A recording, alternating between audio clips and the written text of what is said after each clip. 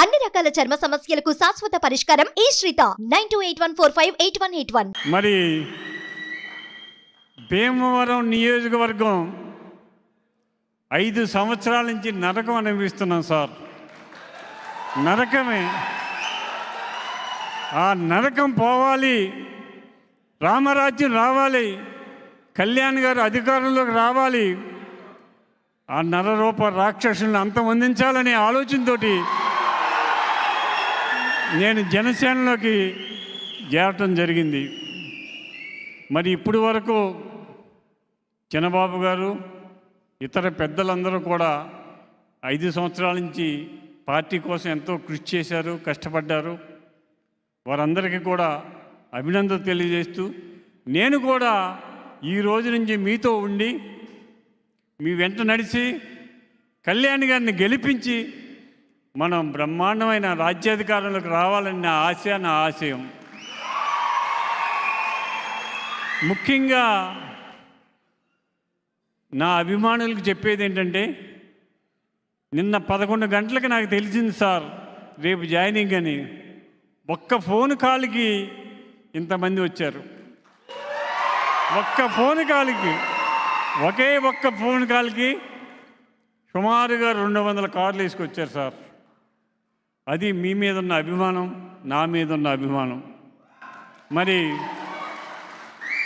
నేను మీ అందరికీ చెప్పేది ఒకటే, అంజిబాబు గారు శాంతంగా ఉంటారో, కార్యకర్తలను కాసుకుంటారో లేదో, ఈ 5 సంవత్సరాల నుంచి నరకయాతన పడుతున్నాం. మా మీద ఎస్సీ ఎస్టీ కేసులు, ఎన్నో కేసులు. ఇప్పుడేనండి మేము అక్కడ భోజనాలు చేస్తుంటే మచ్చిపూర్ నుంచి కేసు పెట్టిన 14 మంది వెనకాల వచ్చి భోజనాలు చేశారండి, ఏలూరు కోర్టు నుంచి వచ్చి. మచ్చిపూరులో ఇంతవరకు భారతదేశ చరిత్రలో నాయకుడు కరపుచుని కొడతాం మనం ఎక్కడ చూడాల, ఒక్క భీమవరం నియోజకవర్గంలోనే చూసాం. నాయకుడు అనేవాడు ఆర్డర్ వేస్తాడు, అలా చేయండి ఇలా చేయండి అని. ఆయనే కర్రుచ్చుకుని యుద్ధం చేసిన గొప్ప నాయకుడిని మనం భీమవరంలో ఎన్నుకున్నాం. అది మన పరిస్థితి. ఈ రోజున మీ అందరికీ మాటిస్తున్నా, నా ప్రాణం ఉన్నంత వరకు నేను పవన్ కళ్యాణ్ గారితో జీవిస్తాను, వారి అడుగు జాడల్లో నడుస్తాను. ఎందుకంటే నేను 4 ముఖ్యమంత్రులను చూశాను.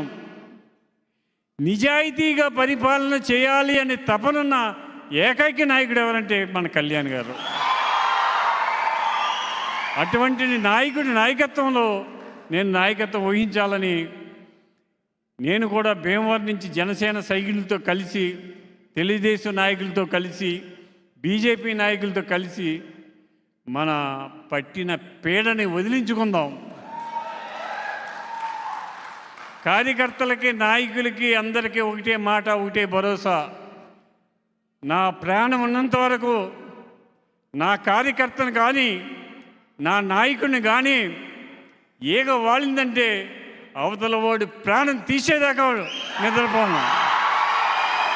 అంతేగాని అంజిబాబు శాంతమూర్తి ఏమీ చేయడు, తిట్టినోడిని తిట్టడు, కొట్టినోడిని కొట్టడు అని అనుకుంటున్నారు. మనల్ని కొట్టిన వాడిని ఒక దెబ్బ కొడితే వాడిని 10 దెబ్బలు కొడతాను. దాంట్లో ఏమాత్రం సందేహం లేదు.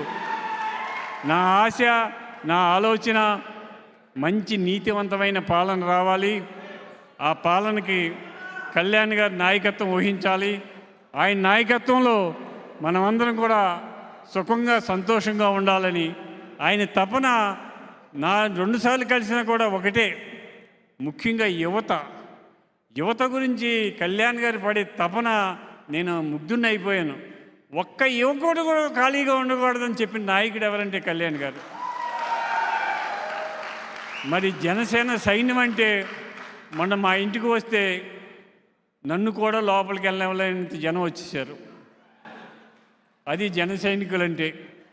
జన సైనికులారా, మీ అందరికీ ఒకటే విన్నపం,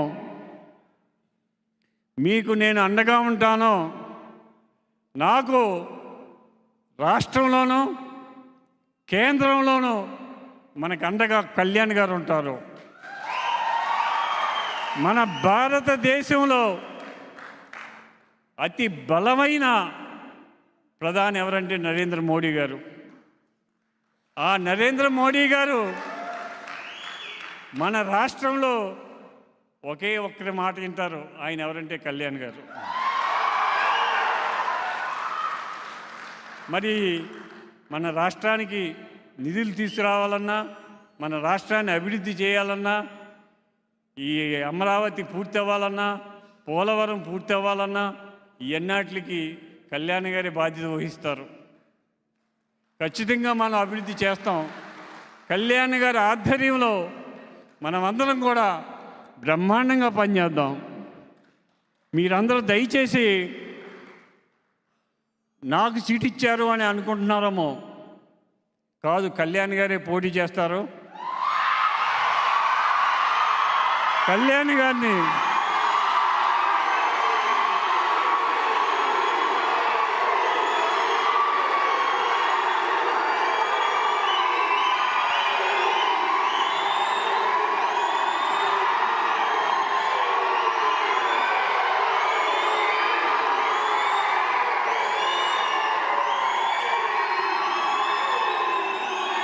పోటీలో గెలిపించి 2029లో మనం ముఖ్యమంత్రిని చేయాలి కళ్యాణ్ గారిని.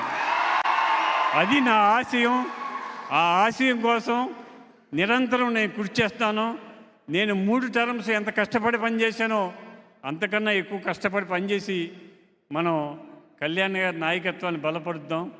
మరి ఈరోజు మీరు వచ్చినందుకు మీ అందరికీ పేరు పేరున హృదయపూర్వక నమస్కారం.